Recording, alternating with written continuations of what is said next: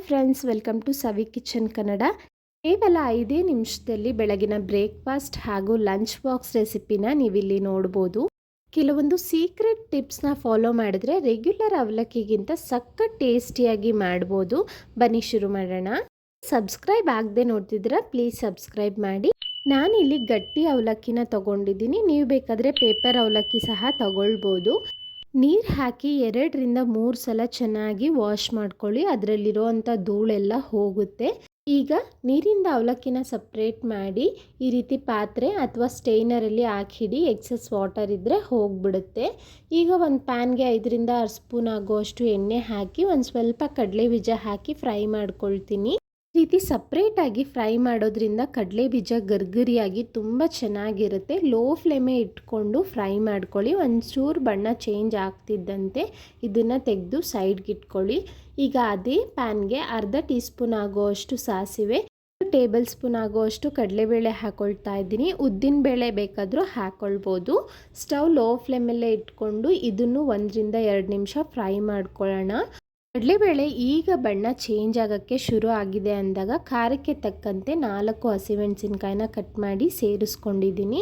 ಅದನ್ನು ಆಯಿಲಲ್ಲಿ ಫ್ರೈ ಮಾಡ್ಕೊಳ್ಳೋದ್ರಿಂದ ಖಾರ ಎಲ್ಲ ಬಿಟ್ಕೊಳ್ಳುತ್ತೆ.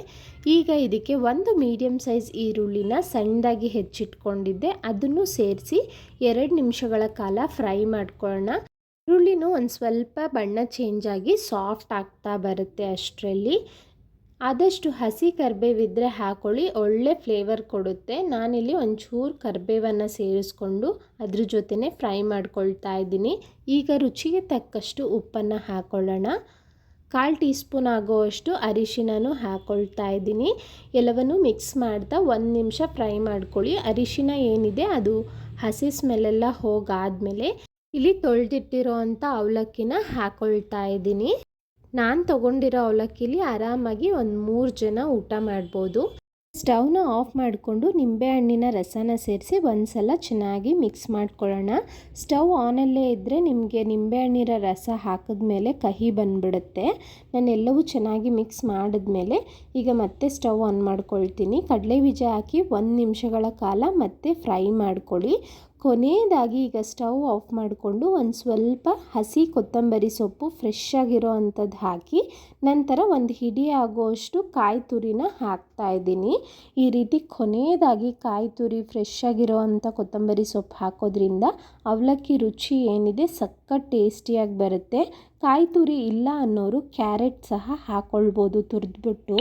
ಎಲ್ಲ ಮೊದಲನೇ ಸರಿ ನಮ್ಮ ಚಾನಲ್ನ ನೋಡ್ತಿದ್ದೀರಾ, ಪ್ಲೀಸ್ ಸಬ್ಸ್ಕ್ರೈಬ್ ಮಾಡಿ. ಇದೇ ರೀತಿ ಹಲವಾರು ರೀತಿಯ ಲಂಚ್ ಬಾಕ್ಸ್ ಹಾಗೂ ಸ್ವೀಟ್ಸ್ ರೆಸಿಪಿ ಶೇರ್ ಮಾಡಿದ್ದೀನಿ. ಇಂಟ್ರೆಸ್ಟ್ ಇರೋರು ಚೆಕ್ ಮಾಡ್ಬೋದು. ಈ ವಿಡಿಯೋ ಇಷ್ಟ ಆಗಿದ್ದರೆ ಲೈಕ್ ಮಾಡಿ, ಹಾಗೆ ಫ್ಯಾಮಿಲಿ ಫ್ರೆಂಡ್ಸ್ ಜೊತೆ ಶೇರ್ ಮಾಡಿ. Thank you.